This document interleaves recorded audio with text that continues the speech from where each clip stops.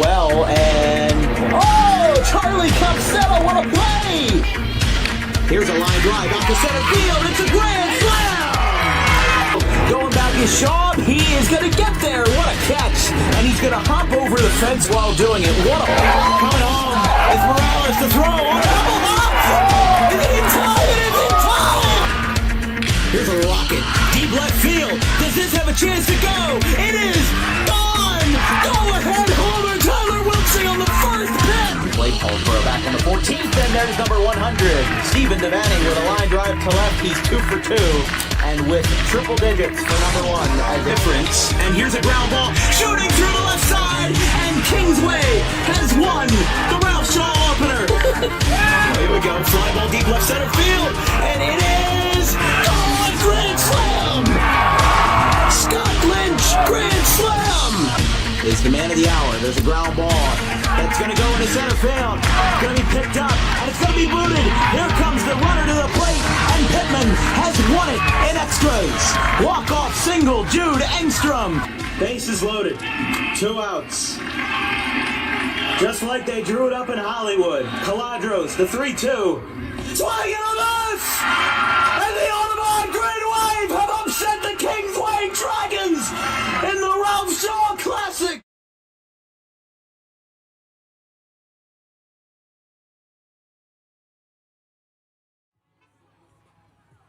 Here from Wilmington, Delaware, we've got the first of 2 games tonight as not tonight, it's brightest day out right now, but it's the Salem Community College Mighty Oaks facing off against the Chesapeake Skipjacks here on Dan Wilkins Broadcasting. I'm Dan Wilkins with my producer Chris Baker making his DWB debut as we get started. Umpires are still on their way, but we should be about 10 minutes from the scheduled first pitch here in Wilmington. I'm Dan Wilkins with our 203rd broadcast here on DWB, and in fact this is the first one that we're doing that is out of state.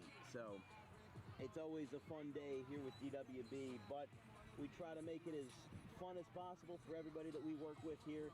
And obviously we're breaking glass ceilings every day and trying to do the 5-2. We've got 2 games on the schedule today. It's Salem and Chesapeake College at 10, and then we've got Wilmington University as well at 12 p.m. for the second part of this doubleheader. Looks like the umpires are getting on the scene, so we are going to make a quick look at the Salem Community College lineup as we get this party started here in Wilmington. It's going to be for the Mighty Oaks, excuse me, I gotta look for Angel Rodriguez in my contacts, there we go. It's gonna be Karen Trice leading off at center field, Faye Penn in left batting second, Vay Savage behind the plate batting third, Ella Hayes at the shortstop spot batting fourth, Haley Pickrell at second batting fifth, Kayla Pace is in the flex spot, and Caitlin LaGreca is going to be on the hill. Emily Ham is in right field batting seventh. Callie Rozak is at first batting eighth, and then Cassandra Garcia batting in the ninth spot for Salem. For Chesapeake, it's going to be Windsor at second base, Sawyer at third, Hughes in right batting fourth, Bowen behind the plate batting fourth, Schmitz on the mound batting fifth, Beals in center batting sixth, Tucker at short batting seventh. It's going to be, Teach in left field batting eighth. Valley's going to be the flex player, and then Wright will be the first baseman batting in the 10th/9th position. But Salem's having a good time. They're bright and early. They've had their cups of coffee, that's for sure. Umpires are here. They're going over ground rules. There's Angel Rodriguez over there.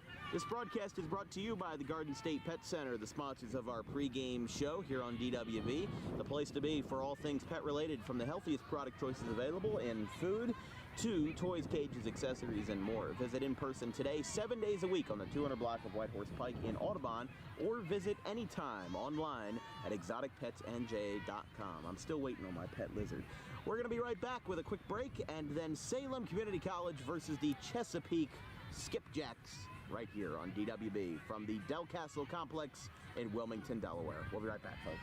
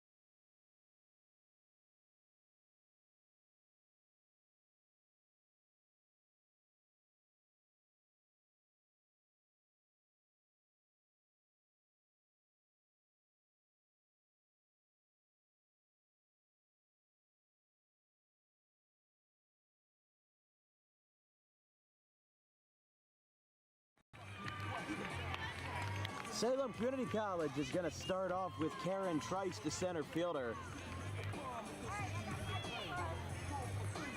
For the home side, Chesapeake College Skipjacks. I keep wanting to say Shipjacks because it's a little boat, which is what a skipjack is, but that's where we are. Hannah Schmitz will be the starter for Chesapeake this afternoon, or this morning still. The rising sophomore from Damascus, Maryland, 5'10", the righty, had 3 homers and a .380 batting average in 2023 with 25 runs scored. But no pitching on the record, so should be getting a good one here between Salem and Chesapeake. Again, I'm Dan Wilkins with my producer and analyst Chris Baker, who's also an alumnus of Salem Community College. So, no, I thought you went there. Where did you go? Stockton, okay, yeah. I don't know, I mean, you were a scout for them as well for a little while, so big thanks to Angel Rodriguez for having us out. What's that?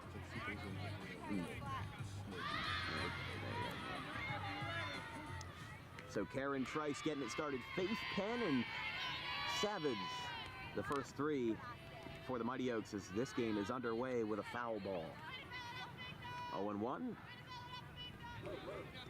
Again, we've got 2 games for Salem Community College today. Wilmington University, the Wilmington Wildcats play at 12 p.m. There's a strike on the outside corner, 0-2. First pitch, 10:01 a.m.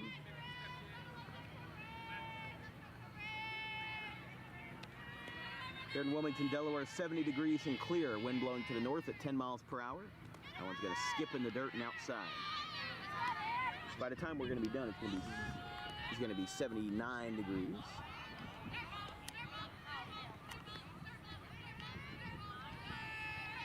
Schmitz with the 1-2. That one misses outside. 2-2.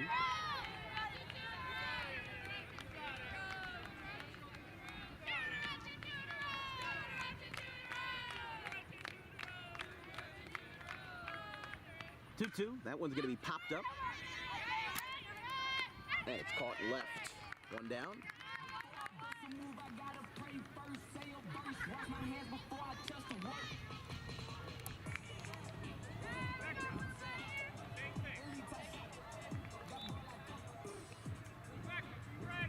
So here's Faith Penn.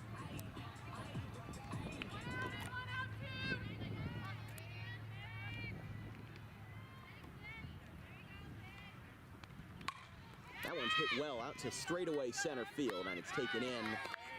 2 down. 1 pitch. Gotten out there.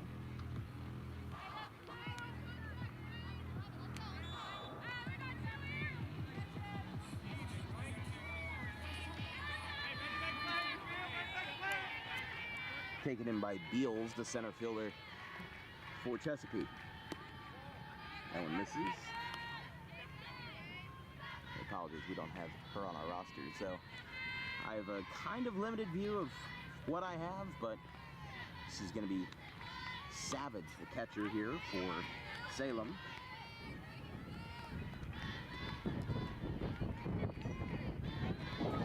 Faye Savage followed by Ella Hayes, who drove in 4 out of the 5 runs for Salem yesterday out in Jackson, right up the road from Great Adventure.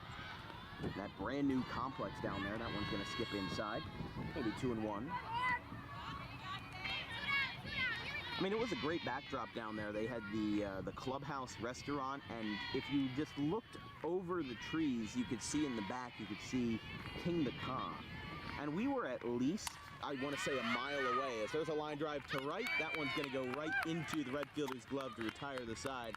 3 up, 3 down for Schmitz and the Skipjacks. Salem's going to take the field right here in the bottom of the first. We'll be right back. No score after a half.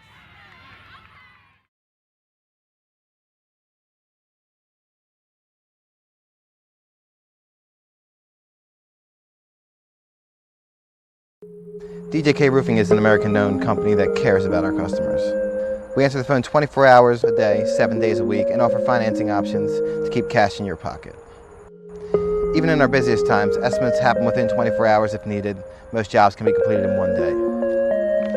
Our measurement techniques ensure accuracy, so there are no extra waste materials when we replace your roof. We treat our home like it's yours. From the biggest to the smallest jobs, the owner will be on site to oversee the operation. Our employees are not permitted to smoke on jobs, and cleanup is so good that it might be cleaner than when we arrived. For all your roofing needs, call DJK Roofing now.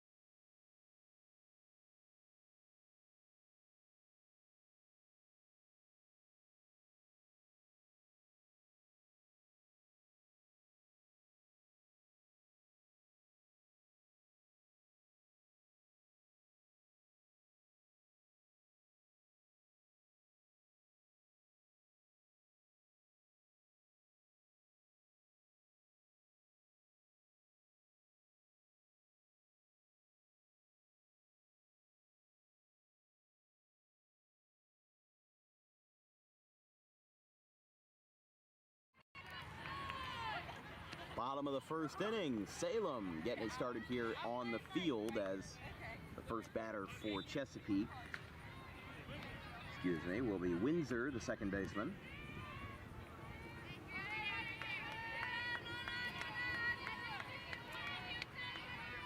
Olivia Windsor, the rising sophomore from Easton, Maryland, from St. Michael's High School.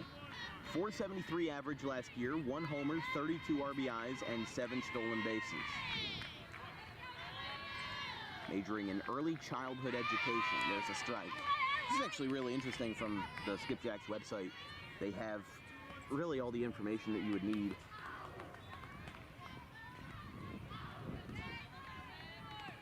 Steal 1. Pinned the outside corner but didn't get the call. Going to be 1-1.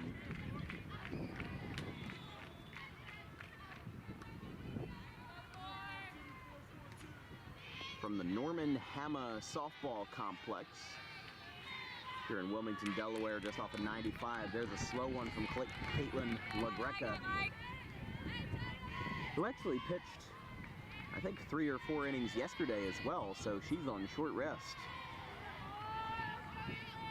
But I know one of the things about softball pitchers is here's a fly ball at the center field. Trice is there, makes the catch, 1 away. One of the things about softball pitchers is that we see these guys throw like 150 innings a year just because I've been told by Emily Bobo, she's a softball pitcher at Audubon High School and a commit to Barton College in North Carolina, a Division II school. What I've been told is that the underhand motion of throwing a softball, because it's technically like a natural motion, it doesn't really hurt your arm, which I don't understand like how that works, but it's something to do with the muscles and, you know, the angle that you're throwing the ball. But I imagine it works in practice if these guys are throwing 150, 200 innings a year. There's a pop-up. Oh, that one's going to drop between first and second, and it's going to be an infield hit for Chesapeake. I didn't really hear anybody call for that, but Sawyer's going to get aboard here.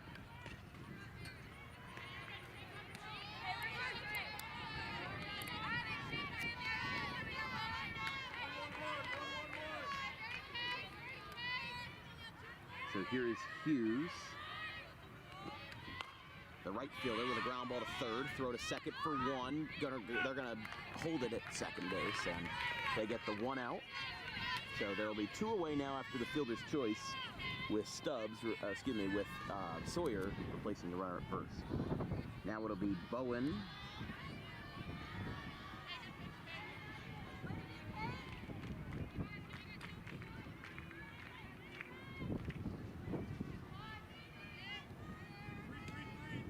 LaGreca looking over at first. Gets ready and delivers. Here's a fly ball hit well.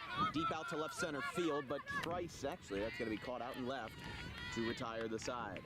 Chesapeake gets a couple Runners on, but nothing more. After one inning, we're scoreless in Wilmington between Salem Community College and the Chesapeake Skipjacks. We'll be right back.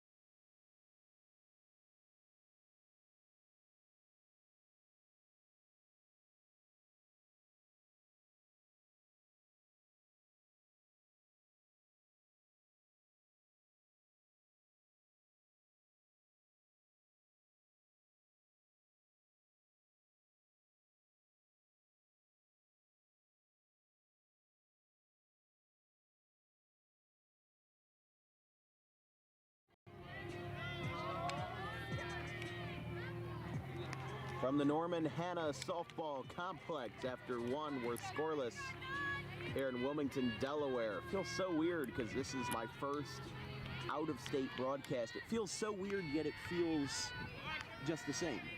You know, Delaware, PA, New Jersey, they're not all that different from each other. That one's going to be a hit-by-pitch on the first pitch.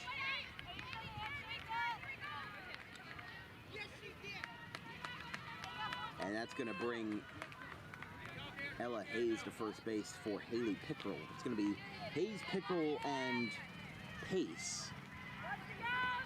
The batters here in the second for the Mighty Oaks. Here's the first pitch. She's going to hold it first. Catcher at the pump fake there. Looked like she was going to try to swipe second, but to no avail.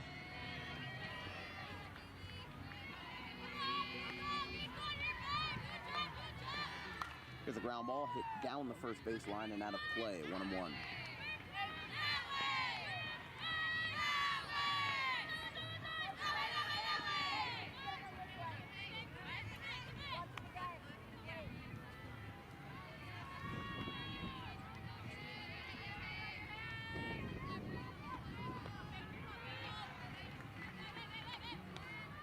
In the dirt, gonna hold on to that one. 2-1.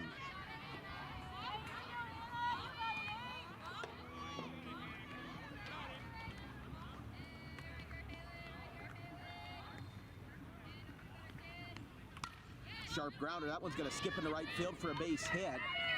Holding it second will be Hayes.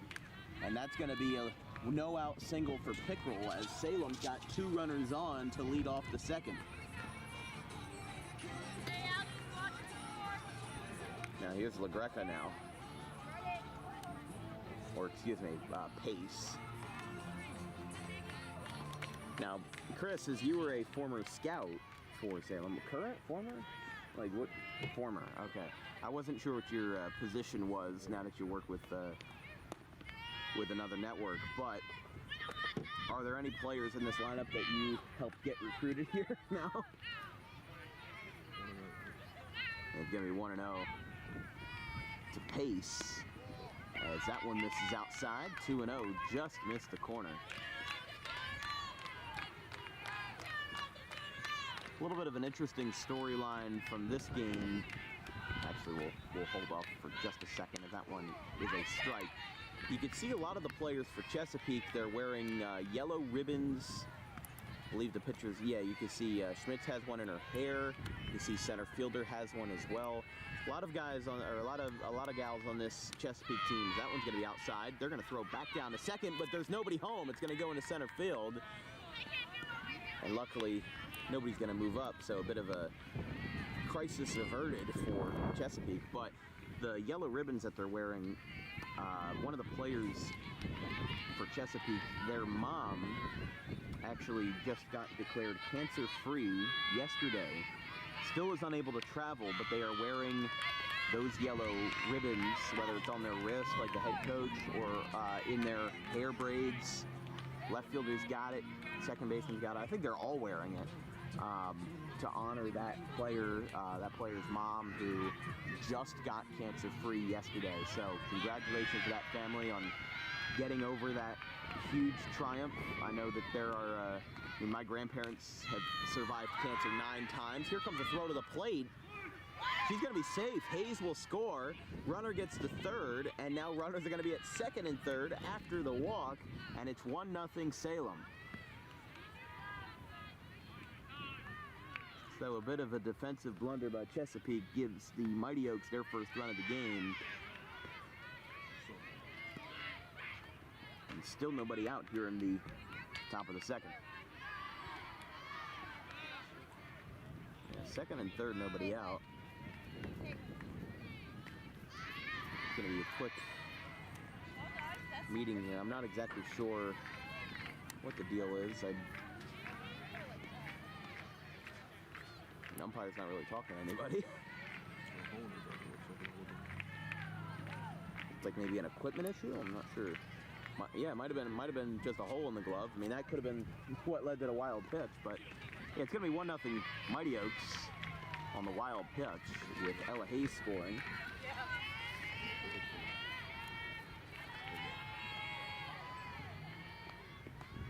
In the dirt.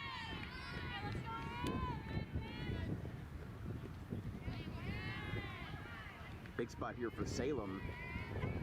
They've only collected 1 hit in this inning, but they already have 2 runners on and a run scored. There's a strike right down Broadway. Give me 2-1 to Emily Ham. But so congratulations to that mom who got cancer free. That is a big accomplishment. My grandparents on my mom's side, they have survived cancer a total of 9 times.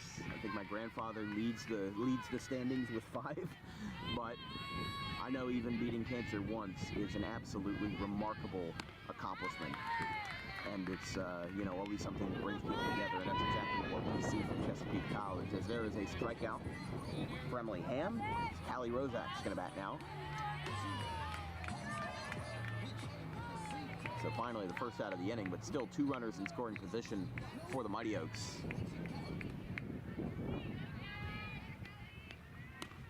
There's a strike, 0-1. Here from the Norman Hanna Softball Complex in Wilmington, Delaware, at the Del Castle facilities. It's the Grand Slam College, or Elite College Challenge, which is kind of a mouthful to say, but that one just missed, 1-1. Just a hair off the plate. You gotta say, Blue's got a tough strike zone. I mean, it's pretty tight down there. I know the softball strike zone is a lot more defined than the baseball one, and there's a lot less margin for error. There's gonna be a ground ball to first. Run scores for Salem, and that's gonna make it 2-0 here in the second. And Salem gets the RBI for a 2-out opportunity for Cassandra Garcia.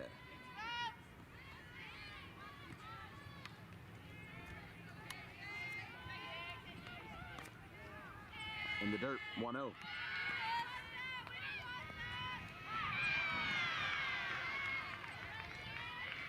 But I think personally in baseball, you see a lot more, I want to say, bad calls from the umpires, but there's a ground ball to short, going to be a routine play, and that's going to retire the side. But Salem, in a rather nonchalant way, gets 2 runs on the board after 1.5. Mighty Oaks lead 2-0.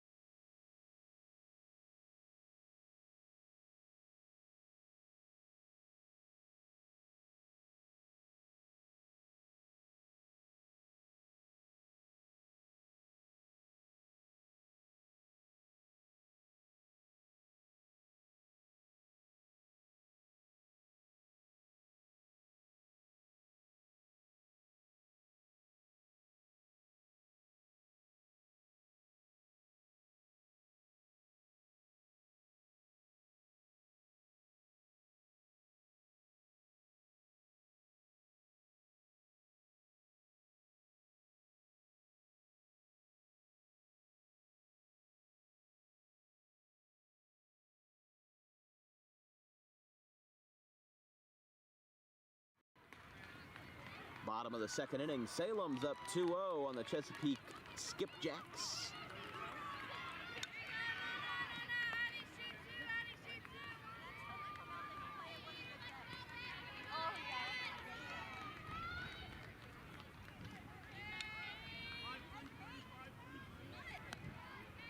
First pitch from LaGreca. Swing and a miss. Got her out in front there. It's going to be 0-1. To Hannah Schmitz, the starter and the fifth hitter in the order for the Skipjacks.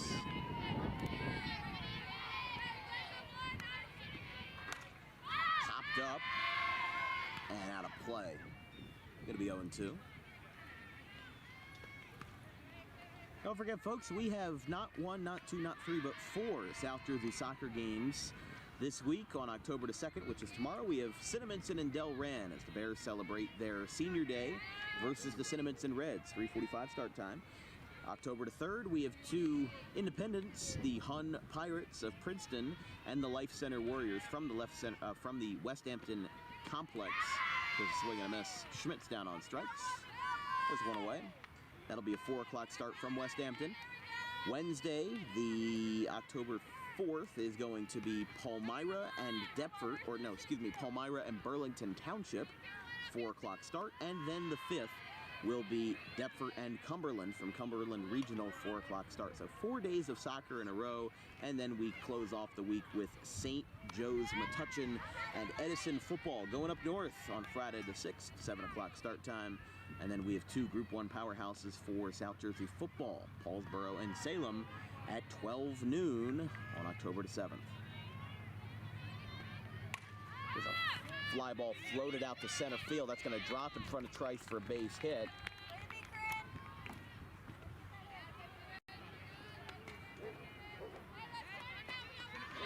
As Beals gets aboard.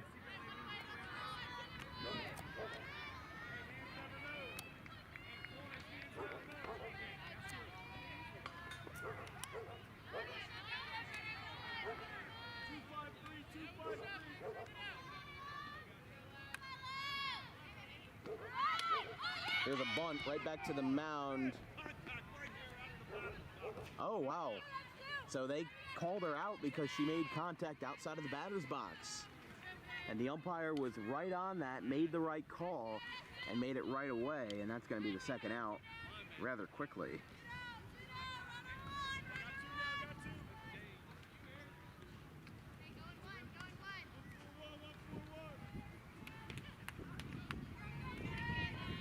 Here's K Track as that's going to be a swing and a miss.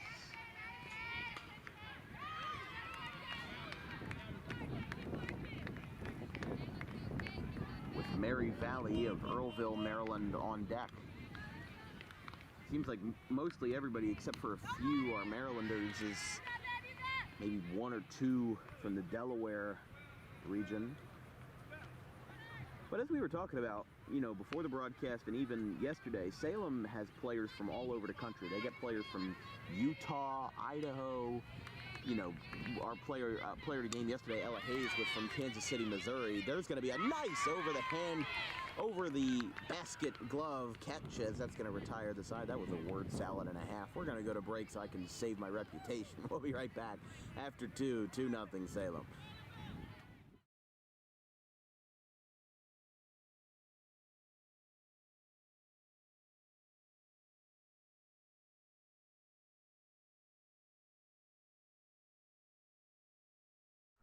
Garden State Pet Center is an independently owned full-service pet store. Our specialty is promoting companionship between people and animals by providing the healthiest product choices available, including all-natural foods, supplements that support and relieve health issues, and innovative products for pet parents. Our goal is to provide our customers with a relaxing environment, and while we're not striving to be the biggest store on the East Coast, we're striving to be the best.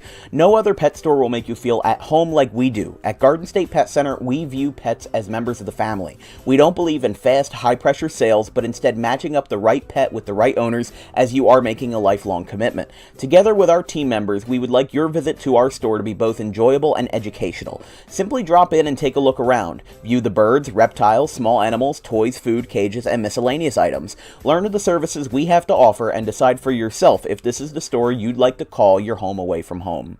Victor Santucci, owner of Garden State Pet Center.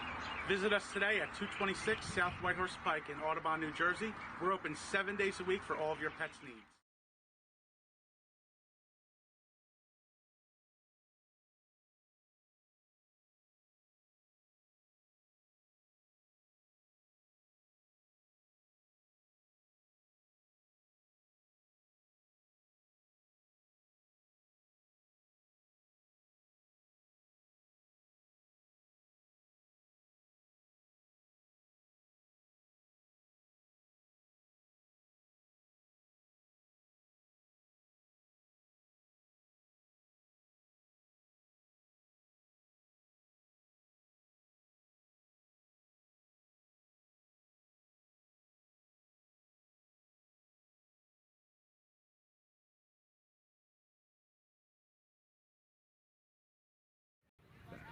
Here from Wilmington, it's the Grand Slam Elite College Challenge as Salem leads Chesapeake College 2-0, going to the top of the third, back to the top of the order for Corinne Trice.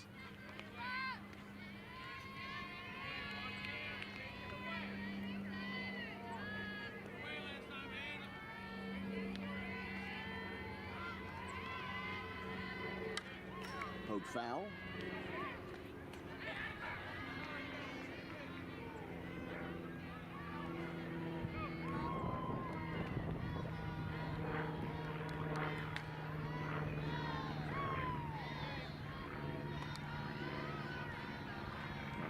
Delay is.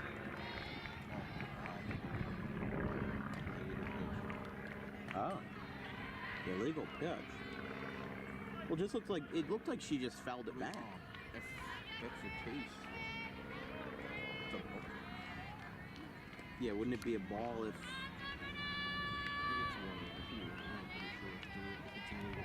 I thought if it was a warning, Oh. I don't know. So I'm asking if you want to know.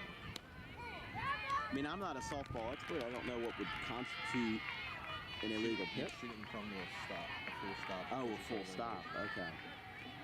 Well, if that's the case, well, she made contact, so interesting. Yeah, we have it as 1-1, so yeah. So our count, as happens many times on our broadcast, may be a little off, but we try our best to keep things good and pure in the name of accuracy. As a ground ball past third, goes to short, throw to first, is high, gets away.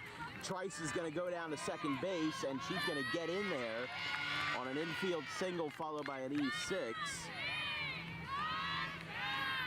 It's going to bring up Faith Penn now.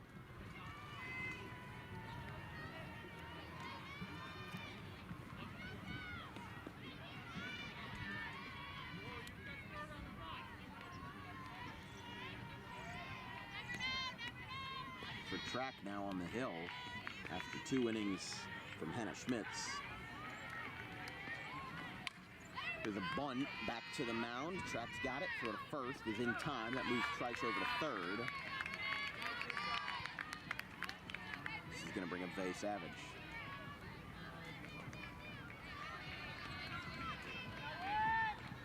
One away and a good position for the Mighty Oaks. Up by 2 here in the top of the third.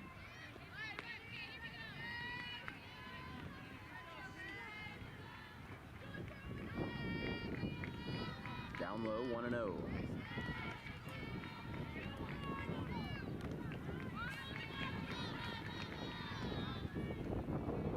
This broadcast is brought to you by DJK Roofing, South Jersey's #1 roofing supplier with over 200 5-star reviews on the web.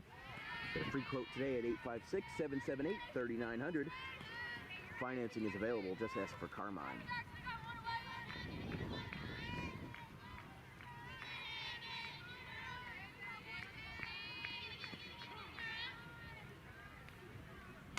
There's a liner. That's actually going to float and drop into left for a base hit falling in front of Smits. That's going to be an RBI single for Vay Savage. And it's going to make it 3-0 in favor of Salem. So they push another run across. And now replace that runner on third with a runner on first after the RBI.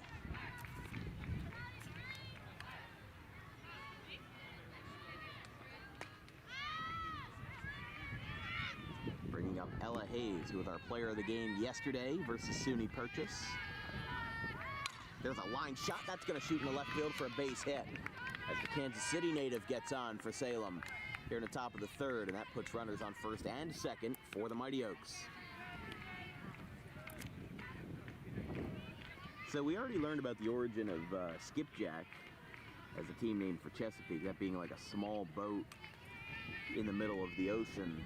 And it makes sense because it's a, you know, I kind of think of it as almost like a sailboat, but it's interesting. First pitch to Pickrell. Down low, 1-0. But what's interesting though, you know, I mean, it makes sense for Chesapeake, which is, you know, near the Chesapeake Bay, in between DC and Maryland, to have that, oh, excuse me, I hit the camera, to have that kind of connection to like sea life and, you know, the boating. Although I never understood the Mighty Oaks though. I guess because of the, there might be a lot of oak trees in Salem County. Kearney's Point, yeah, I don't know, maybe. I'm not 100% sure on that one, but there's a line drive. That one's caught. They're going to try to turn two, but both runners get back in the nick of time. It's going to be the second out of the third. And that will bring up Pace, Haley Pace, or excuse me, Kayla Pace.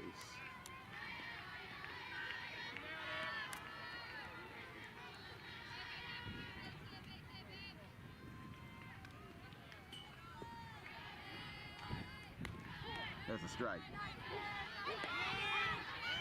They're going to throw it back to second base, and she is safe. A late call at second, but she's going to hang on to it. That was very close to being disaster there for Salem.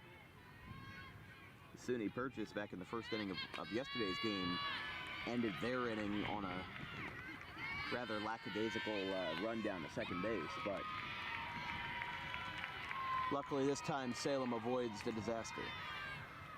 With 2 outs, 2 on, they're already up 3-0. They might try to push across a couple more runs, get that lead even more cushioned. That one's upstairs. I mean, obviously the difference is that, you know, where they were playing in Jackson yesterday, they played on turf for 3 games. They played TCNJ. Not sure who they played in the first game, but they played TCNJ for the second game that we got here, like around 2:30. That one's floated out to shallow center. That's going to drop for a base hit. Hayes is going to come around third. She will score. Throw is just a little bit late. And it's going to be 4-0 Salem on the RBI single by Kayla Pace.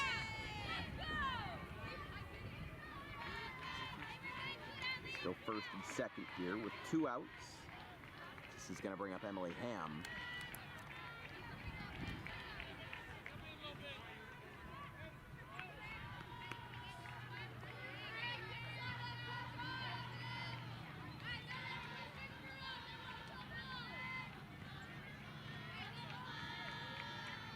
First pitch, got it in on the hands and a swing and a miss with Callie Rozak on deck for the Mighty Oaks. You're watching coverage of Salem Community College softball versus the Chesapeake Skipjacks here on Dan Wilkins Broadcasting. If you have any questions about today's broadcast, drop me a line at thedanwilkinsshow@gmail.com.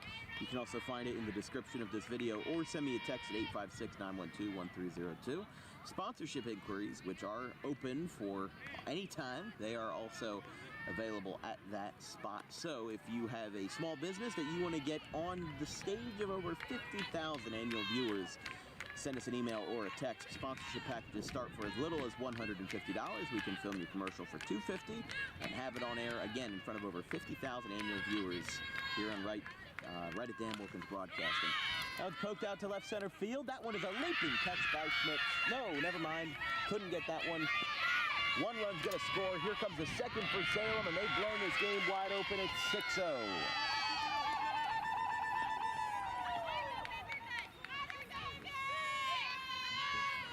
was a great effort by Schmitz.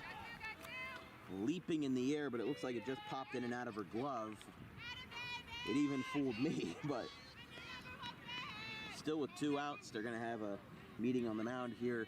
This broadcast is brought to you by Tommy D's Home Improvement Surplus, the place to be for wholesale cabinets and kitchen countertops at heavily discounted rates compared to big box retailers.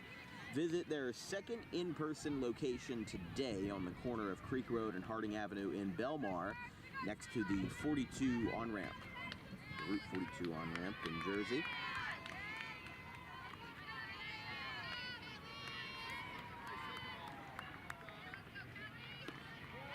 That's a ball.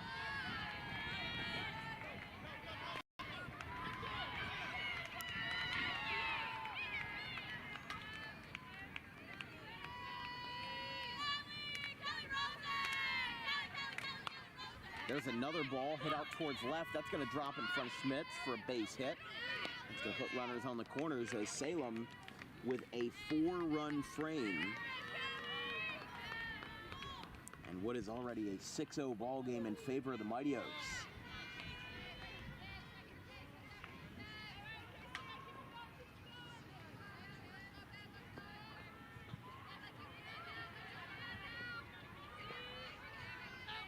So here's Cassandra Garcia. That one misses. 1-0. Yeah, it feels like that outside part of the plate hasn't been getting a lot of love, but it's just overall been a very tight strike zone, which there's nothing wrong with that. You know, I like umpires who call it by the letter of the law. You know, don't give leverage on a 3-0. Don't give, you know, leverage to the pitcher on an 0-2 or leverage to the batter on an 0-2. Don't give leverage to the pitcher on a 3-0. Call it like it is. If it's a 4-pitch walk, make it a 4-pitch walk. If it's a, you know, 3-strike strikeout or a 3-pitch strikeout, call it like it is. There's a swing and a miss right down the middle. Here comes the throw down to second. And she is safe in there, as called very audibly at second. Oh, excuse me, I didn't even see that runner came home from third. I was all caught up with the runner going down to second. The classic decoy, so that's going to put a runner on second, and a 5-run frame for Salem in a 7-0 ball game. And unfortunately, I don't think there's any mercy rules in college softball, so if this continues, which it will not, as that should be the third out. Yeah, they figured that out long enough. 7-0 Salem going to the bottom of the third. They score 5 runs at the plate. We'll be right back.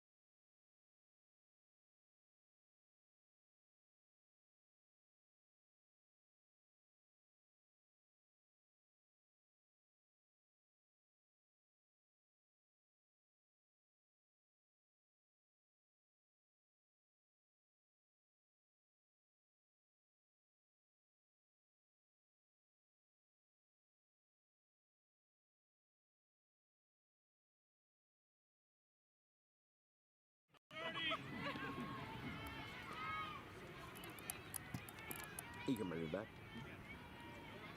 A little bit of a weird tower we've got here, but this is what is the backdrop here in Wilmington at the Del Castle Recreational Facility and the Norman Hammer Softball Complex right here in Wilmington. As the Skipjacks will get this one started in the bottom of the third inning with Valley at the Mary Valley of Earlville, Maryland, getting it started from Bohemia Manor High School. Was 0 for 10 in her freshman year, had 2 runs scored though. That's ball, 1-0.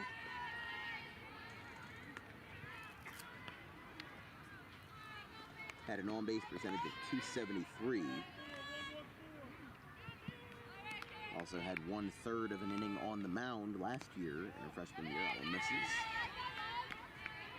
Yeah, I think this is what, really sets, obviously, full disclosure, I'm getting paid by Salem Community College, not to, give them 100% good press, but, not to be a homer, but I think what makes interesting, Salem Community College and their roster structure compared to what we see from a lot of different schools is, again, where these players all come from. There's a good amount of players that are from the South Jersey area, some from Pennsville, some from, the Kearney's Point area, and some from, Salem County. I believe there's one in, the Camden County area as well. There's a foul. Yeah, somebody from Washington Township. Yeah, La Greca. Yeah, that's, it's a good amount of people that are local. And then, like we said, Ella Hayes is from Kansas City, Missouri. There's a player from Brookdale, Idaho. There's somebody from Morgan, Utah. A lot of gals from Texas. There's a strike. But Angel Rodriguez, he gets his work in. As you said, Chris, before the broadcast, you said no stone left unturned. And that's exactly what Angel Rodriguez does in his coaching philosophy. As there's a strikeout of Valley.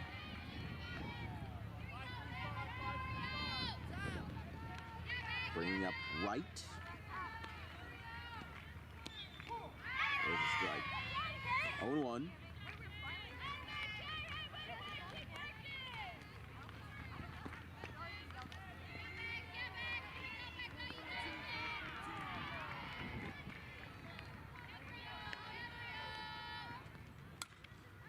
Little pop-up right at the mound. LaGreca's there. 2 down. Another thing that's interesting is, like I said, and I told this to my producer Vince during the Jackson game yesterday versus SUNY Purchase. What's interesting is that during these fall games where, nothing counts for points, it's basically glorified practice. But what's important is that, these coaches, I believe that's Zierfoss that's making those commands, but he's telling, I believe, the pitcher, it's not the catcher making the calls. It's, you just heard it right there, 0-4-5. I think that's, because she keeps looking at her card, that's on her wrist. There's a throw to first. We'll talk about that in the next inning, but we'll go to the top of the fourth. 7-0 in favor of the Mighty Oaks. They are in the driver's seat. We'll see how far they can move in these next couple of innings.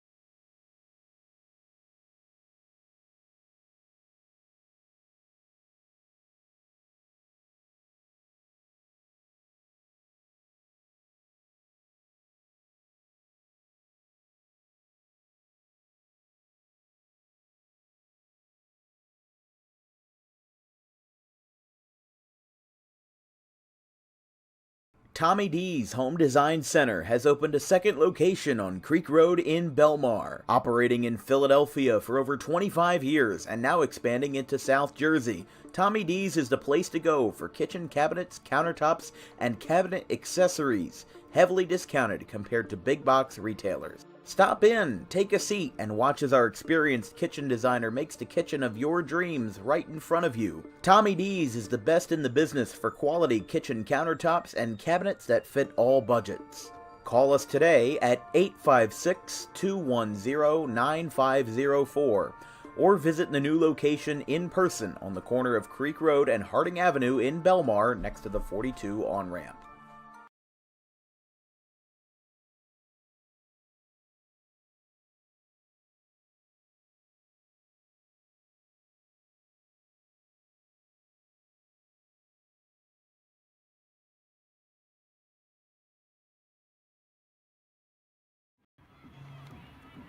Here from Wilmington, Salem leads Chesapeake 7-0 here in the top of the fourth. This broadcast is brought to you by Vincent's Lawn Service, servicing Audubon, Haddon Heights, and Haddon Township since 2022.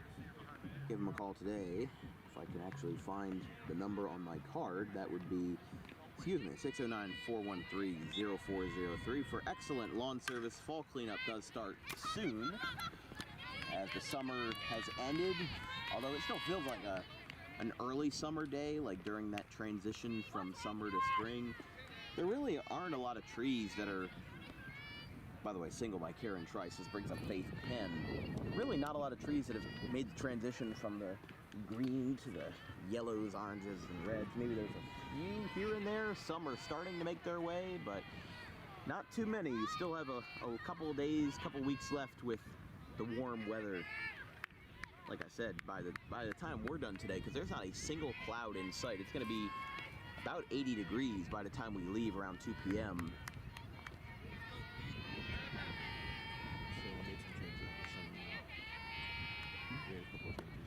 Oh yeah, a couple changes for Salem. Yeah, there's a strike.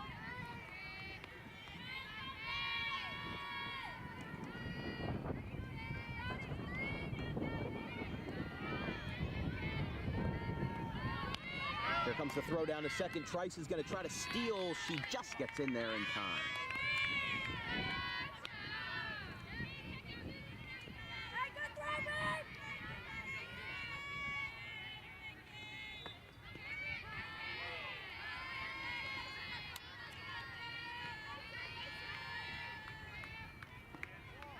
So it looks like Courtney is going to bat next.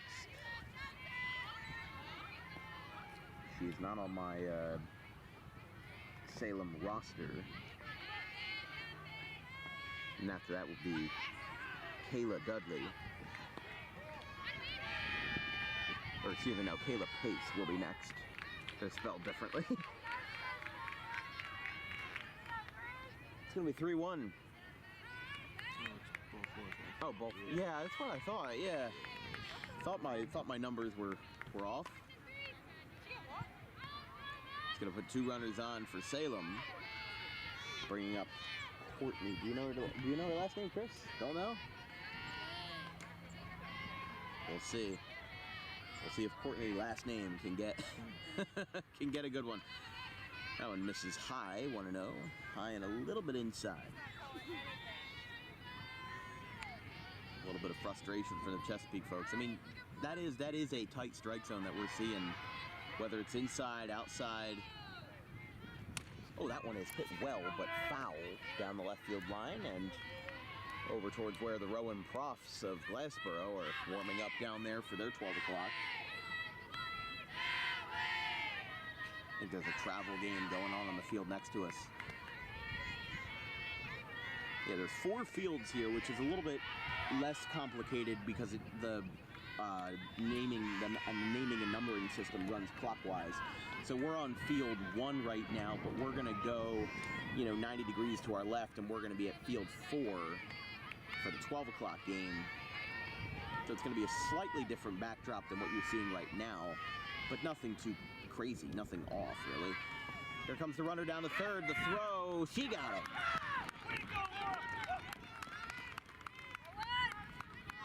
The throw out by Laura of Chesapeake gets that first out. That's a big out for Chesapeake because they're going to try to, kind of put a tourniquet on this score. And that defensive play right there is going to help them out big time. We've got Angel Rodriguez coaching third base. He can do it all. And sometimes at these community colleges, you think, I'm a guy in high school. I'm in my senior year at Audubon. But what I find really interesting is that community colleges, especially with the athletic teams, are not all that different from how high school teams are structured. Sometimes the head coach also is a base coach. Depends on how much resources you have.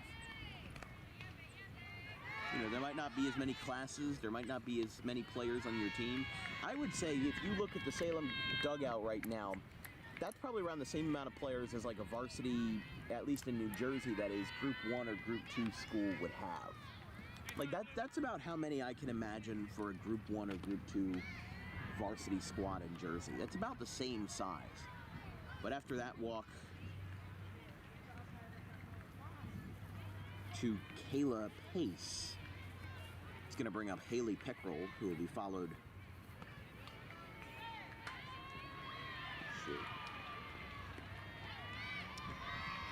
So, excuse me, Courtney Hoggard was on that one, and then Kiki Buchman will be at the bottom of the order, replacing Callie. That being, Callie Rozak. So they're going to keep 33 in the game here for Chesapeake. And again, don't forget, we'll be on field 4 for the 12 o'clock game, Salem Community College and the Wilmington Wildcats. Not too far away from here. I mean, Salem's not... None of these colleges are right around the corner, but Wilmington might be the closest one in terms of distance to where we are right now. So there's a swing and a miss. Wilmington University actually is in Newcastle, only 14 minutes away. So, and you look at Salem Community College, they are about 11 miles away, actually only 24 minutes out from where we are right now in just west of Wilmington.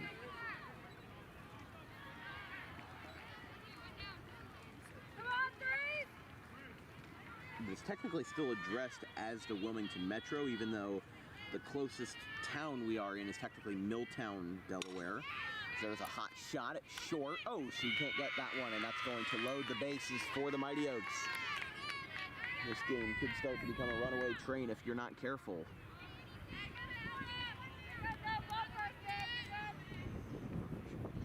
About 10:50 a.m. here in the top of the 4th inning. Salem just keeps on putting on those runners. Remember, Salem was 16 and 18 last year, and Chesapeake College, which only offers 6 sports, 3 for the men, 3 for the women. It's going to be a second out, and looks like everybody held up, so. Actually, no, a run did score. It's going to be 8-0.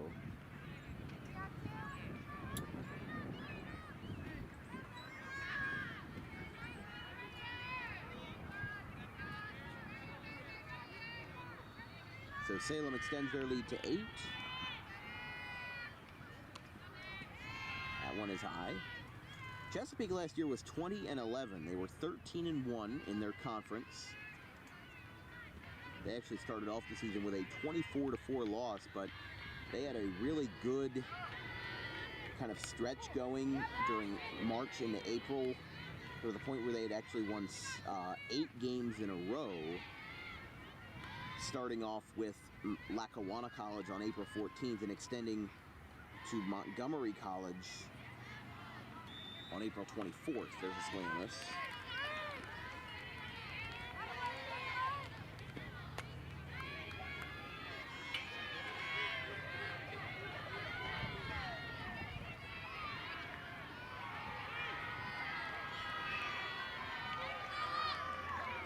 There's a ground ball out to short, picked up. Oh, she can't grab that one. That throw is going to be spiked at first. Another run's going to come across, and it's going to be 9-0 with the bases. Actually, excuse me, runners on first and third.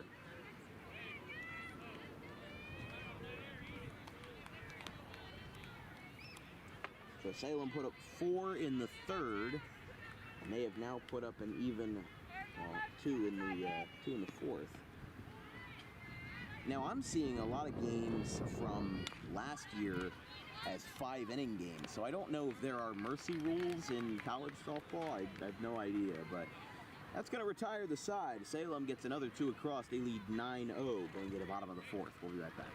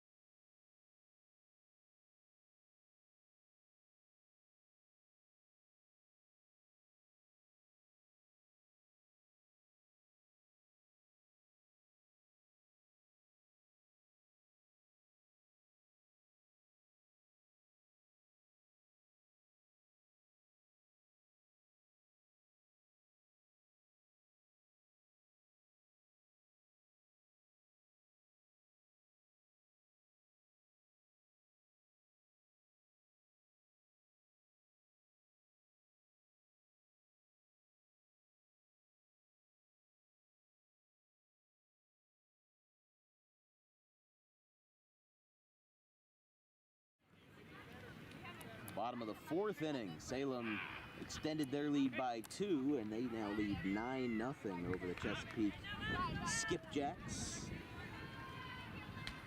If you're watching coverage of Salem Community College softball versus Skipjacks of Chesapeake College down in Maryland, near the Bay.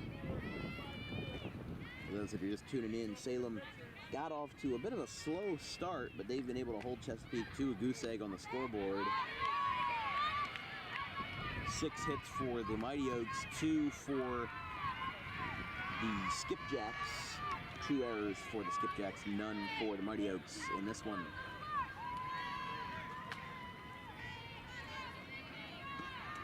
Swing and a miss.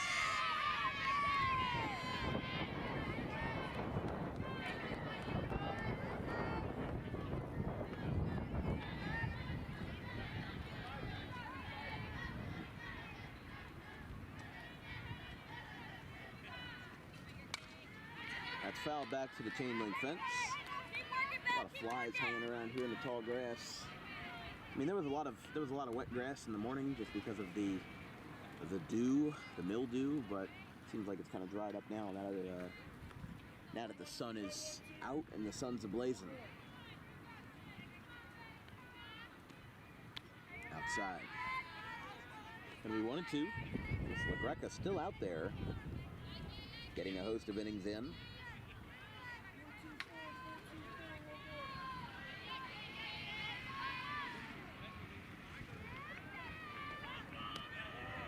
One's outside.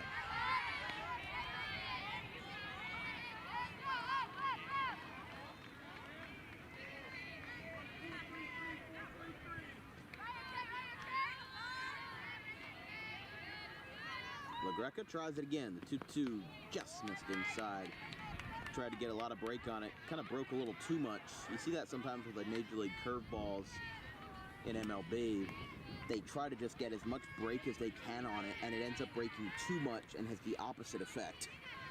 It ends up being too much for their own good and ends up not being a strike. But a lot of times, you know, you look at guys like Javier Baez or, you know, Kyle Schwarber, a lot of times they don't swing at balls in the zone anyway, so. We are getting some baseball schedules in my Twitter/X DMs. So when we have a full baseball schedule ready, probably around January or February, we'll give you guys an update as there's a strike to retire the first batter of the 4th. Another strikeout for LaGreca.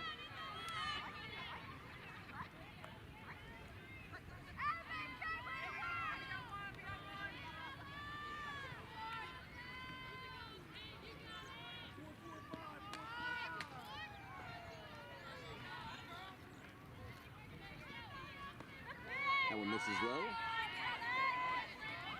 To Hughes, to be followed by Bowen and Hannah Schmitz.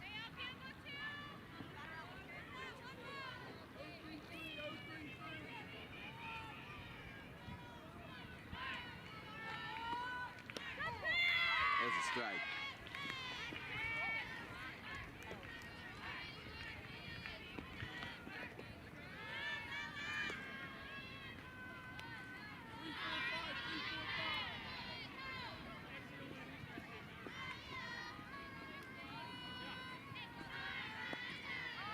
Another curveball, that one misses.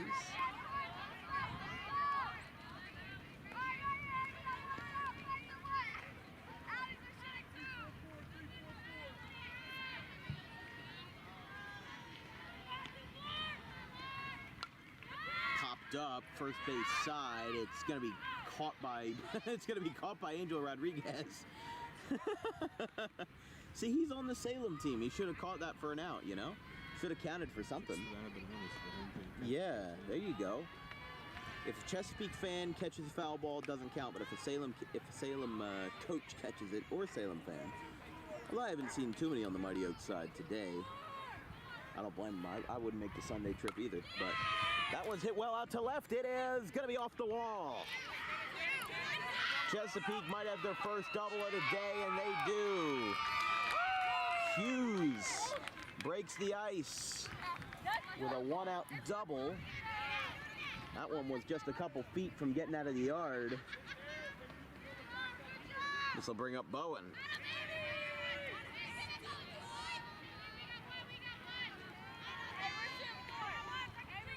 So one away after the double by Hughes, bringing up Bowen now.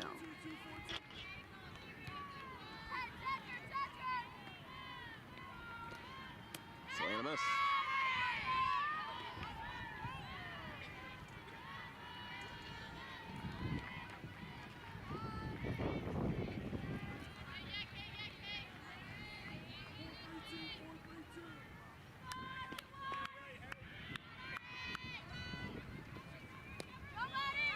Misses.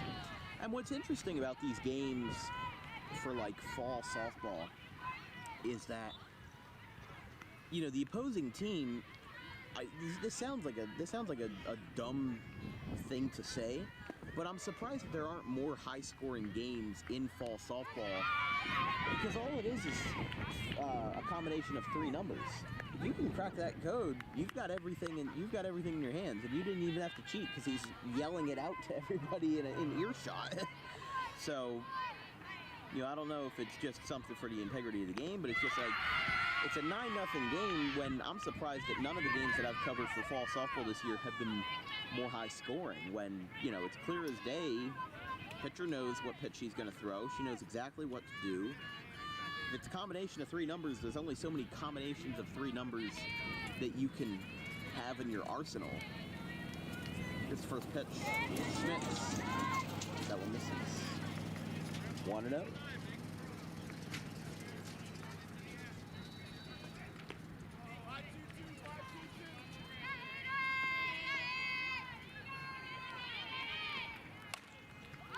High in the air, down the line and left, going over, it's over her head and foul.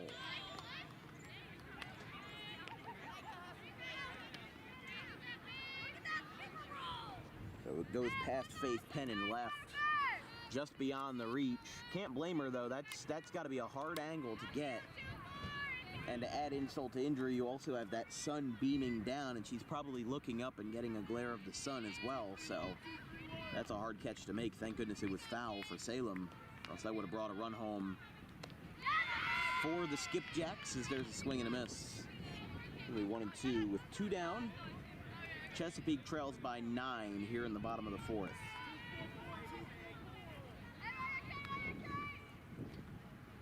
LaGreca gets a foul ball, but that hit the batter, or it hit the batter after the swing, so it's still a foul. Don't forget, folks, this is our first of 3 broadcasts today. We have Wilmington and Salem at 12 p.m. right here from the Norman Hanna Softball Complex. But after that, 5 p.m., we'll be back in our home state of Jersey for Audubon versus Medford Youth Soccer at 5 p.m. We'll be back after 4. Salem leads by a comfortable 9 runs.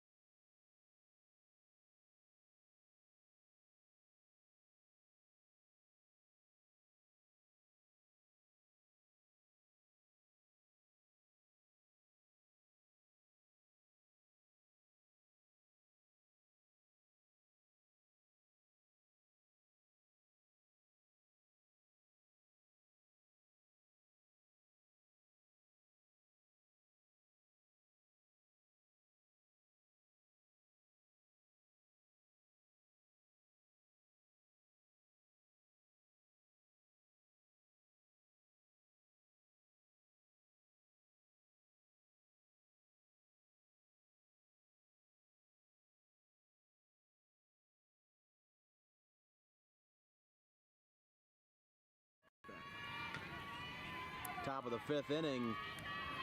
Chesapeake trails Salem 9-0.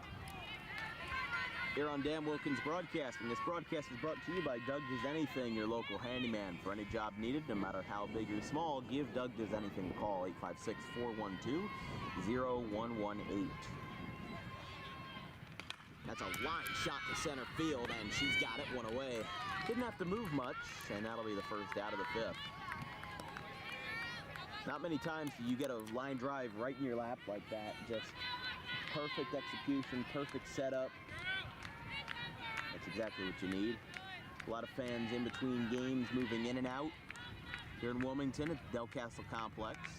The swing and a miss, you can see right here, you can see that hill that we had to go up to get here. A lot of fans, I think that, you can see that guy, he's walking a cart down the hill with one guy at the back, one guy at the front. There's a fly ball to center field. Another can of corn, and there'll be 2 down. But we had to do that too. Chris had to stand behind us, and I had to kind of drag the cart down the hill without it taking out my legs. But it's going to be quick 2 outs here on the top of the 5th. Kind of that anchor that Chesapeake needed. You know, they got that double, almost got that first run across. Swing and a miss there. But I think they just needed that, you know, kind of reset, which they got those quick 2 outs now. We'll see what they can get. There's a ground ball out to short, picked up, throw to first is in time. A very quick 3 up, 3 down. We go to the bottom of the 5th. 9-0 Salem Community College.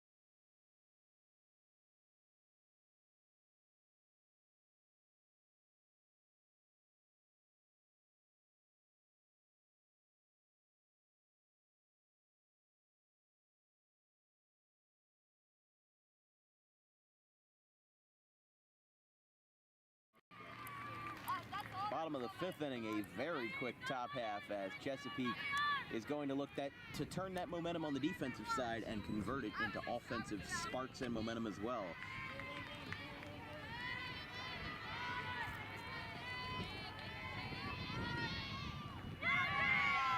So it's a swing and a miss, 0-1.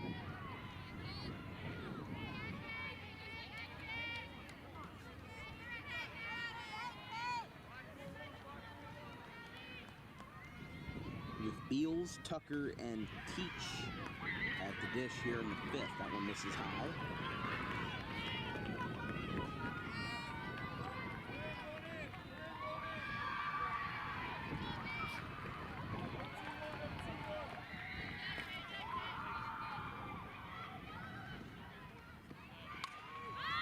That one popped up first base side and actually went just past the Salem dugout.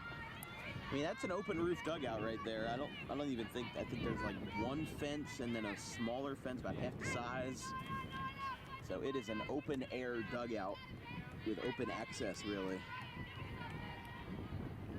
I know Jackson, there were more formalized dugouts, but that was an interesting venue overall, just considering it was so new. There's a fly ball out to right. That might drop. It will drop for a base hit for Beals.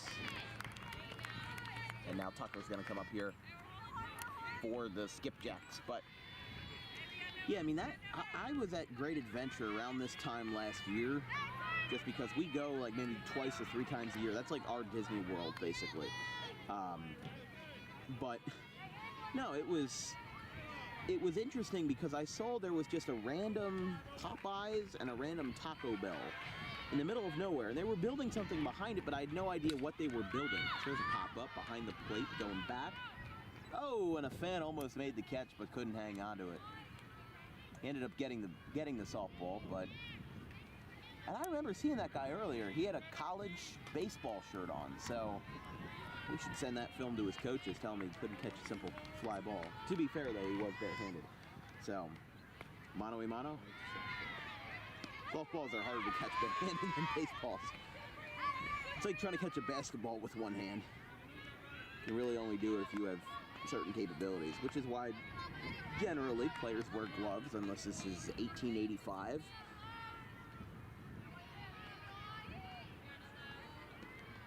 There's a ground ball. That one's going to be foul over towards the Chesapeake dugout.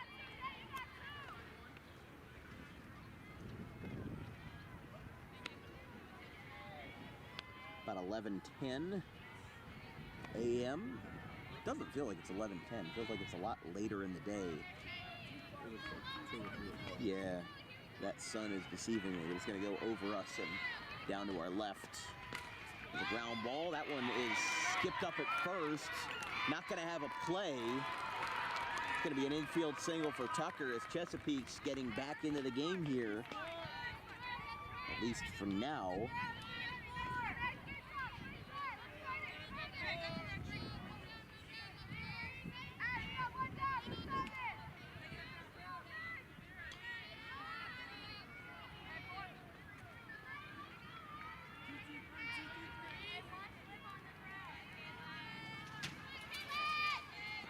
First pitch, he's going to bunt.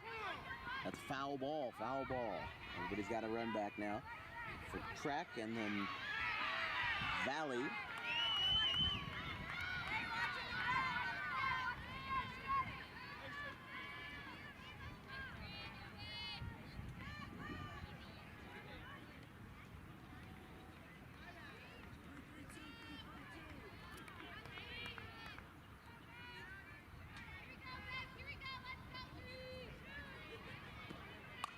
That's a little floater. That one's caught at second. She's going to make the throw down.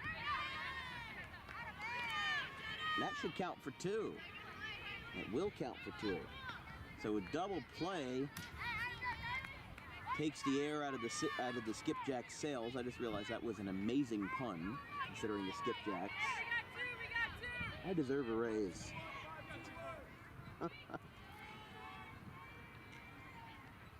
Although it is funny, there is a restaurant, a seafood restaurant called Skipjack Dining in Newark, Delaware. Although I'm not really in the mood for fish for lunch. 1-0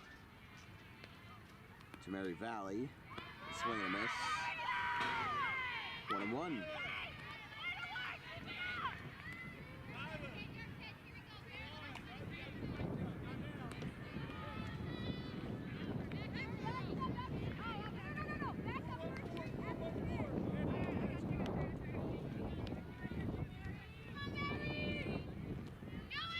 In the dirt, runner goes down to second. The throw is on the money, but it's going to be late. It's going to be a little bit off. Tried to line that one up good, but just couldn't get it. I believe that was a ball. Yeah, Mary Valley, again, of Earlville, Maryland.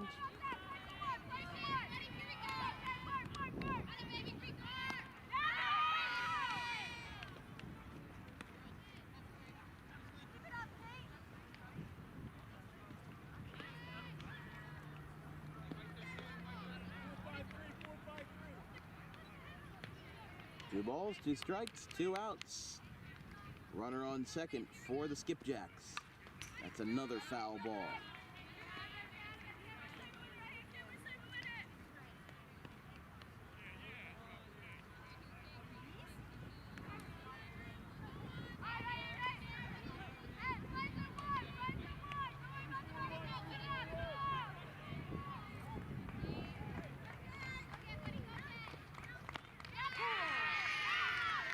That's going to be a strike and a strikeout to retire the side after 5. It is 9-0 Salem.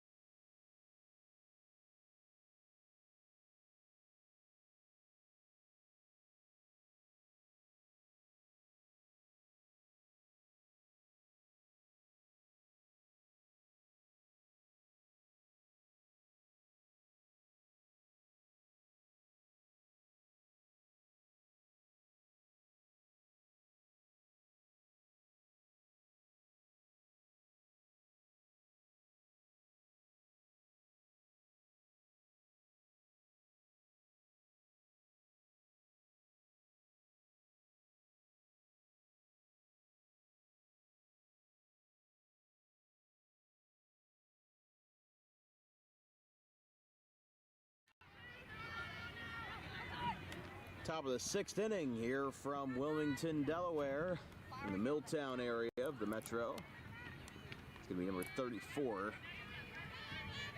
Mary Valley, pitching for the Skipjacks. Valley's first pitch is a strike on the inside corner. They're probably going to pull it now.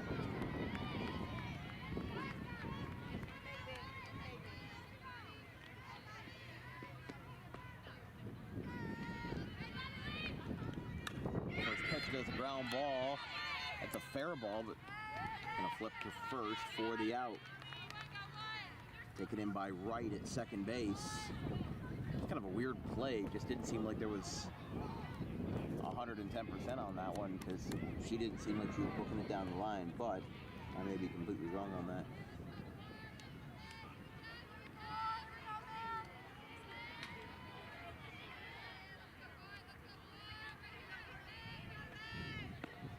Inside, 1-0.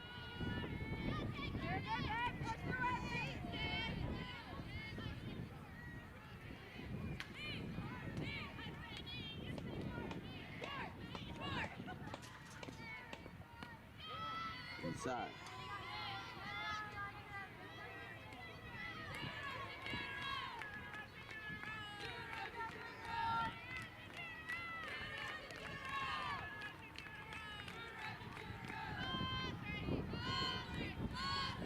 Two-0 count. That one's gonna miss. 3-0.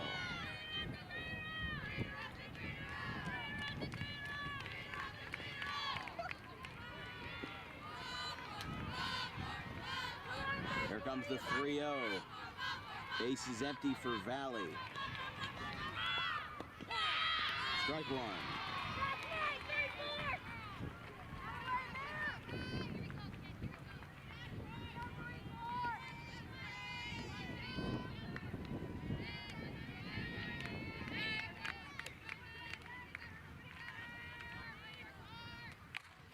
One is a liner, left center field. That's going to drop. It's going to bounce off the wall. Here comes the runner, going to stop at second base, or rather stop at first base. And that is a single.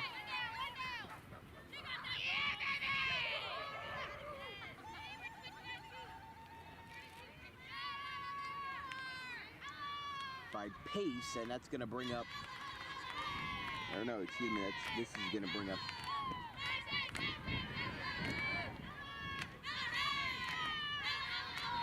I completely lost where I was in the order.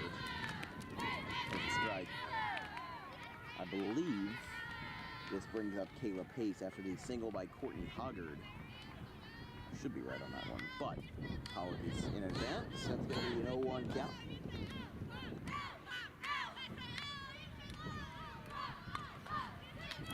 That's a ground ball. Here comes the throw to second, tags the bag, gets the out. Now there's two down in the frame.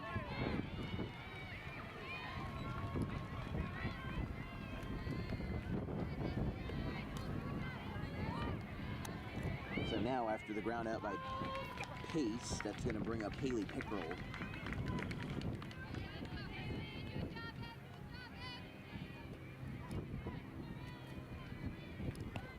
First pitch is a strike.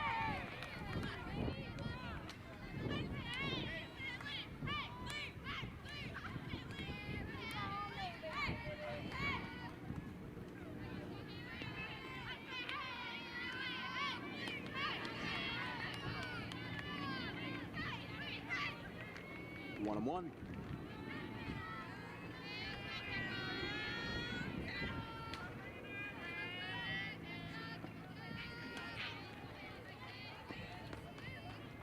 One on, two out. There's a line drive. That's going to scoot up the middle in the center field for a base hit. Takes a hop off the grass. Hoggard going to third. That's not in time. And Pickrell gets down to second base. So two runners on now, and runners, both of them in scoring position.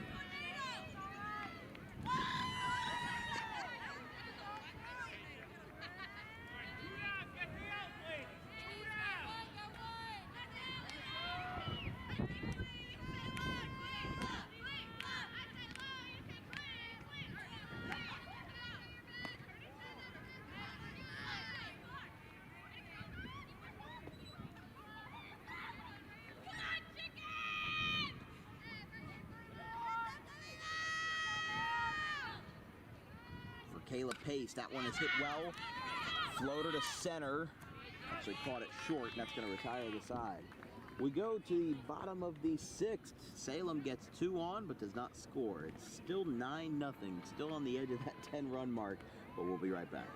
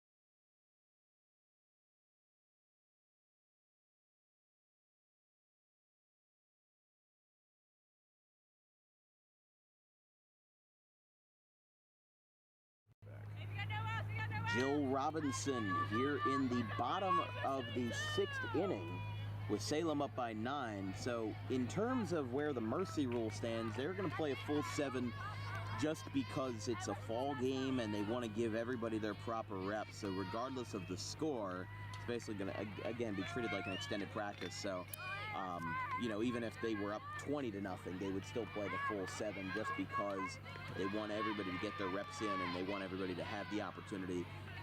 But still, it's only a 9-run game, so it is still feasible for Chesapeake to make a big run here. But with how Chesapeake's offense has been tonight, they've had a couple of sparks, but nothing crazy here. That's going to be chopped foul right behind the plate.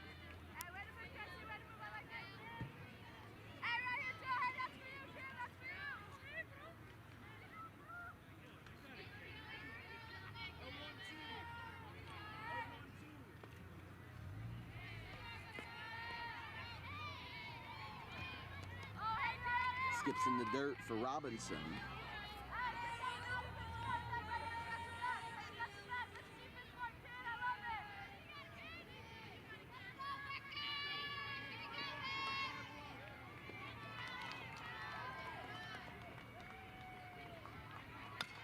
Ground ball, another one foul to the Chesapeake dugout.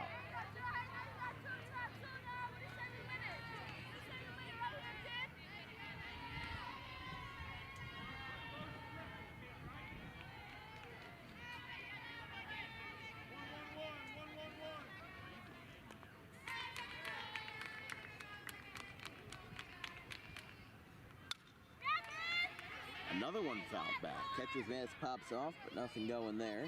Still 1-2.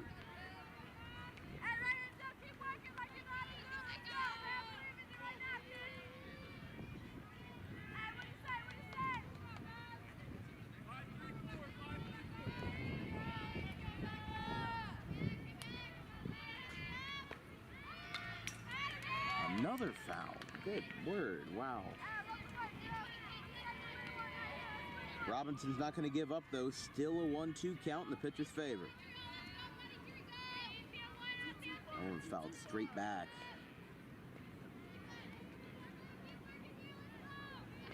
There's the 1-2 again. That's a line shot through the middle in the center field. Corinne Trice is there, and she's going to hang on to that one for a single by Chesapeake for right. We're going to go back to the top of the order for Windsor, Olivia Windsor.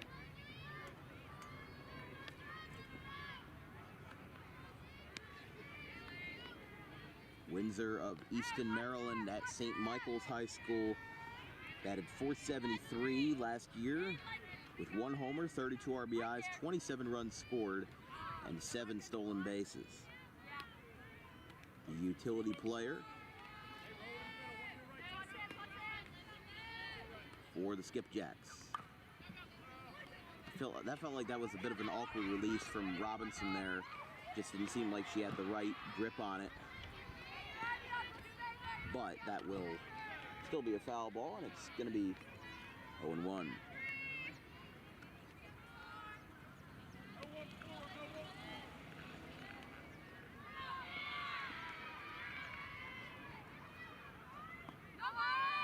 That one misses.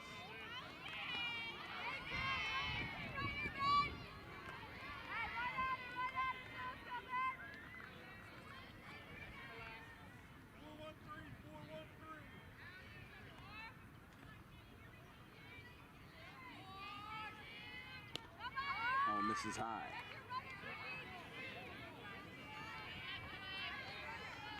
Gonna be 2-1 with a runner on first for the Skipjacks.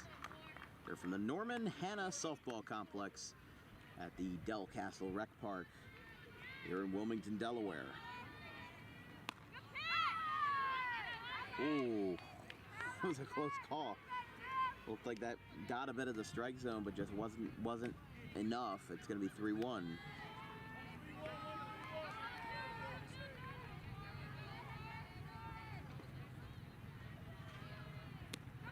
That one is right down the middle. Gonna be 3-2. I mean, even in a 9-0 game, I respect the fact that the umpire, you know, keeps his, because I don't care if you have a big strike zone or a small strike zone. What matters is your consistency. You know, if you're gonna have a tight strike zone, call it all game regardless of situation, as that's gonna be 1 out at second, not gonna get the out at first. It's gonna be 1 away.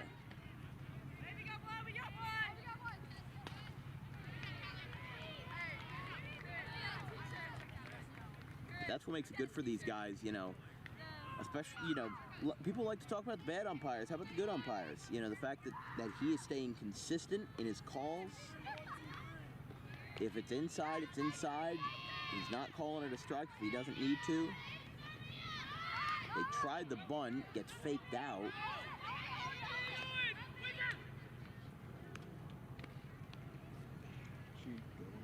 By Sawyer, no, the runner held it first.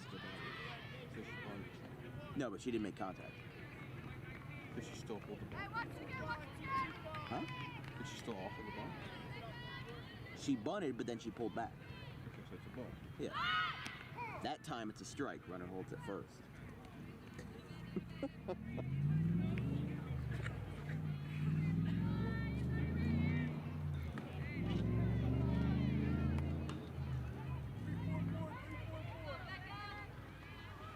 Don't forget, folks, South Jersey football extends into Week 7 with the coverage of October 13th under the lights, Wildwood and Haddon Township. Start time 7 p.m. from the Ricino turf. Week 6. Oh yeah, Week 6, yeah. That Week 0 always throws me off. I'm just like, call August 25th or 26th, call it Week 1. There's no such thing as a Week 0, because it still counts in the standings. There's no Week 0 in the NFL. They call it Week 1. When the games start counting, call it Week 1, because that's the first week of the season.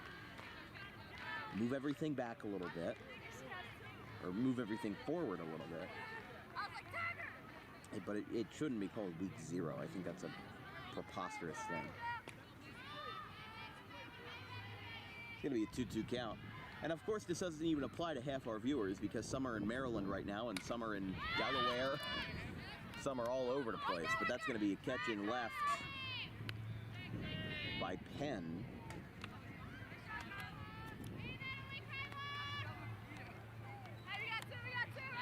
Two away. So bring up Schmitz.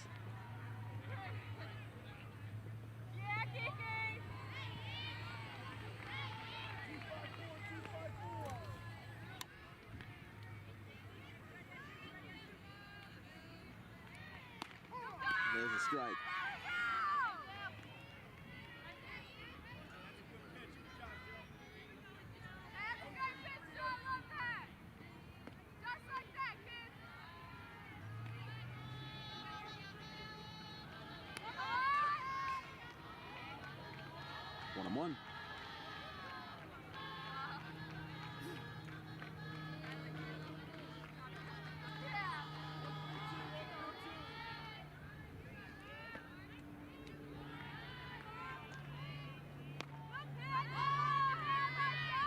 It's going to be a ball. 2-1. Of course, the Eagles play later today. I know that we're not exactly, we're in a little bit of borderline territory. I've seen some Ravens gear, I've seen some Commanders gear, and some Eagles gear, of course. But here's the ground ball, backhanded it short, throw across is, or actually no, she threw it down to second base, not in time. But a great backhanded play by the Salem shortstop. Going to get 2 runners on for Chesapeake with 2 down. But yeah, we're kind of in like a, I guess you want to call it like a crossroads territory. There's some Eagles stuff, there's some Ravens gear, some like Baltimore. What's that? Depends who's playing who. Yeah. And of course, the Eagles are at home today. There's a lot of angry tweets from people that, you know, it's still 11:30 in the morning, but they haven't been able to, they've been there since like 10 a.m. trying to park. There's been some, I guess, some parking issues. I mean, you know, Chris, we went over 95 once we got over the Walt Whitman. We got over there probably around, I want to say like 8:30 in the morning, maybe around 8:15, and that parking lot, that tailgating lot was full. That first tailgating lot closest to the stadium, you know, with all the party buses, and they were there bright and early. I was at Wawa this morning, you know, around like 7:50, you know, getting us breakfast for the games, and I mean, all the people that were in there were all wearing Eagles gear. They were going to the game. I was the only one that was actually getting ready to leave for work in the morning, but that's where we're at. I mean, it's 3-0.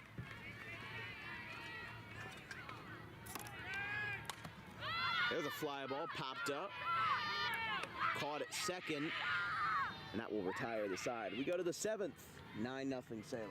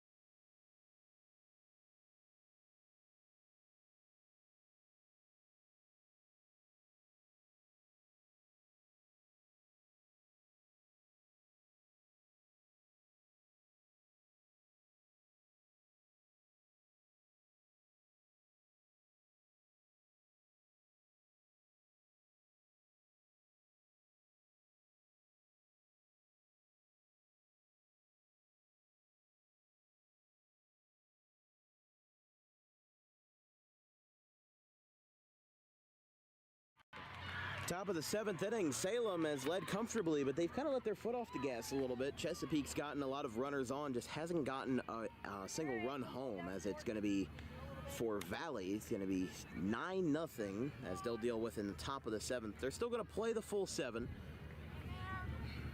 as it is a fall game and they want to give everybody their opportunities. I think I saw earlier this year, sometime in March for a spring training game, I believe it was Baltimore and Pittsburgh, the Orioles wanted to get their pitcher an inning, even though the Pirates had won the game in Florida, in Bradenton, Florida. So what they did was they still played the bottom of the 9th, even though the game was over. They played the bottom of the 9th with no umpires. They played the entire inning with no umpires. It was an incredible remark to see. It was really a marvelous sight, but they had like, you know, maybe a single hit and like, you know, 3 outs pretty clearly as they peeled down the first. No swing by Salem.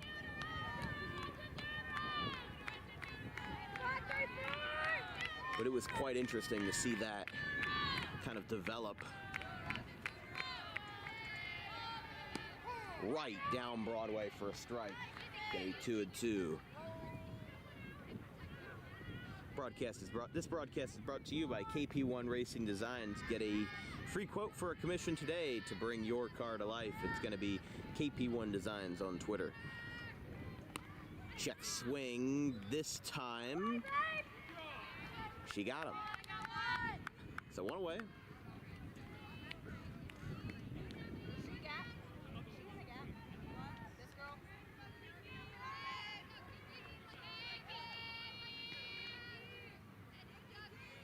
Salem leads 9-0 over Chesapeake here in the top of the 7th. That one misses high, pops out of the catcher's glove.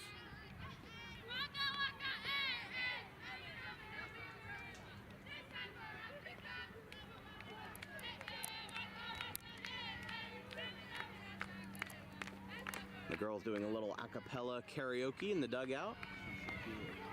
Yeah, Shakira with the 2010 World Cup anthem.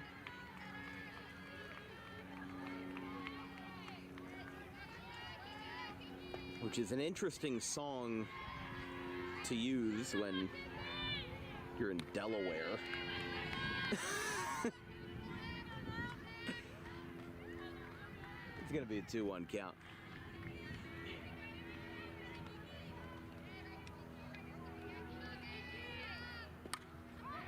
That one's a foul ball. Does it go? Oh, I thought it was gonna go onto the spiral steps and the platform up there. I guess you really got to get a hold of one and bring it back if it were to hit that kind of watchtower.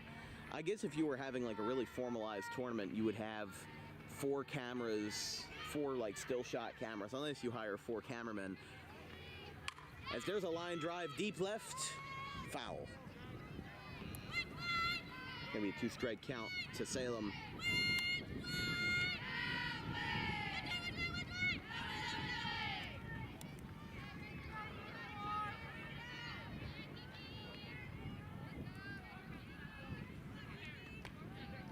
It's interesting just to sing World Cup songs and possibly the least international state in the union with a foul ball.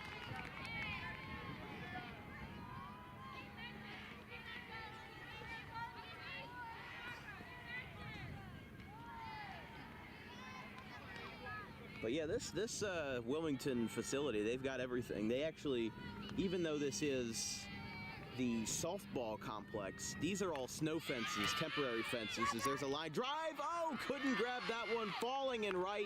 It's gonna be a base hit for Salem. As an incredible effort in right to dive for that, but it just popped out of her glove, and that's gonna be a base hit for the Mighty Oaks. But as you see, you know, they've got the temporary fences here in the outfield, and then if you take those down, it sets up a baseball fence behind us here. So technically, if there was a baseball tournament, they could just take down the fences and you'd have a fully functional baseball field. And heck, we could even cover it from the top of that hill out in right center field and we'd be fine. We just, if we drop a if we drop a piece of our lunch, it's going to end up rolling right down that hill. I mean, there's a lot of people sitting on the benches up there. There's somebody with their dog hanging out on the top of the benches right there. Fell in the Eagles jersey. Right on the top. This is a very interesting facility, and even to our right there is a looks like a street hockey rink. Talk about multi-purpose. There's a base hit in the left center. Schmitz is there. It's going to put 2 on for the Mighty Oaks, up by 9 here in the 7th.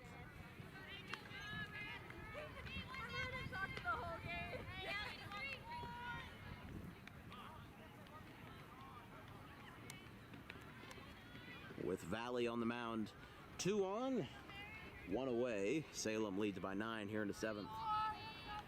here at the Grand Slam Elite College Challenge. Again, we have Wilmington and Salem to follow.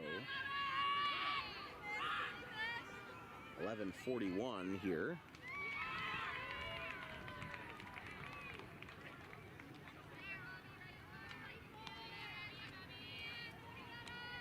There's a ground ball. That's going to be a skipper right to the mound.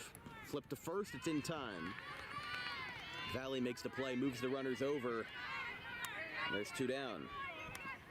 2 down, 2 on, 2 runners in scoring position.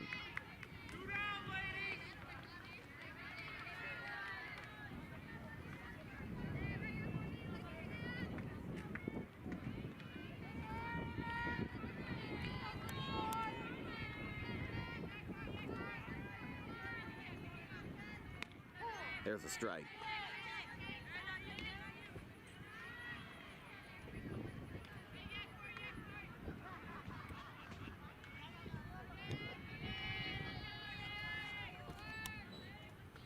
Oh, and 1. There's a fly ball out to left, but that will be taken in to retire the side.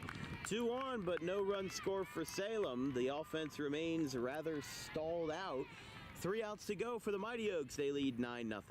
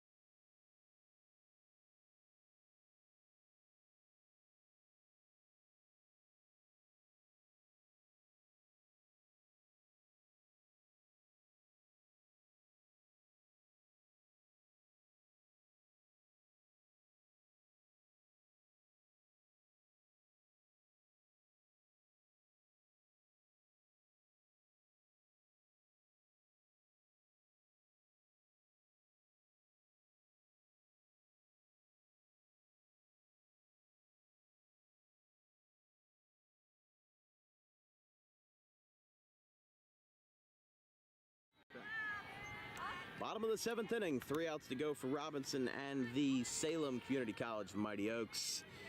Salem leads 9-0 in the 7th. They've been up basically the whole day. Got 2 runs in the first, got a couple more in the middle innings. They scored 5 runs in the 3rd, which made it a 7-0 game. Got 2 more in the 4th, and then they let their foot off the gas after that. Again, they got several runners on in the later innings, and so did Chesapeake, so it's kind of been a war of attrition for who can score first, because there's been no offense in terms of runs scored after the top of the 4th inning. There hasn't been anything, really. It's a 1-0 count, or 2-0 count, rather.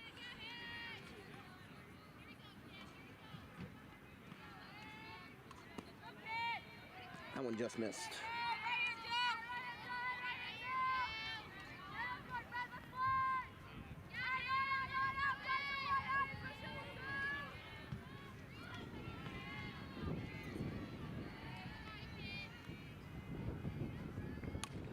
Popped up, swinging 3-0. It's caught at second base, 1 down.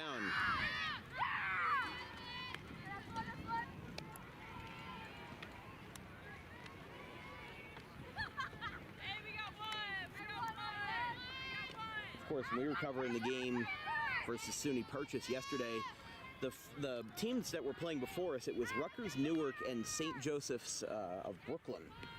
But what was interesting about that game was that the Rutgers Newark pitcher, there were some that wore like the face masks on their person so that it wasn't, you know, going to hit them in the face. And then there was, I think, 1 or 2 that didn't wear them. I had always thought that wearing the metal like cage on your face when pitching in softball, I thought that was mandatory for pitchers. But I guess it depends on the level of risk you're willing to take, as there's a ground ball to first, trapped, and she's got it, 2 down.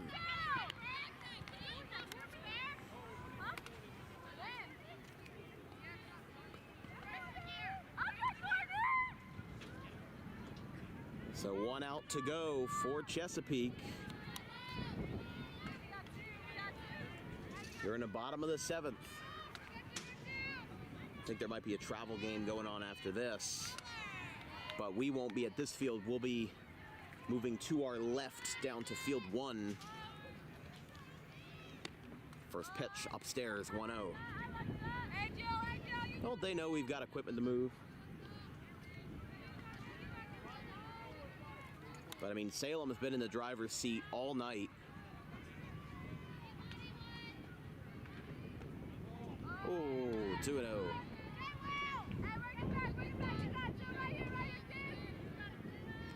I mean, it's the last out of the game. I feel like there should at least be a little bit of leeway there. But I will stick to my praise of the umpire for calling it as it is, no matter the situation, because that's what it should be. I just have a game to catch.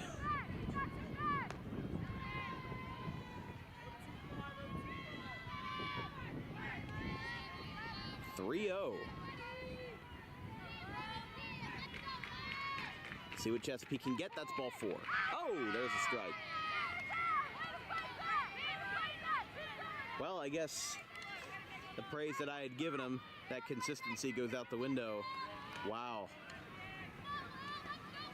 Even the batter thought that was ball 4. Fly ball right back to the mound, and what a way to end it for Robinson. Salem Community College, they take home the 7-0 victory here at the end of 7.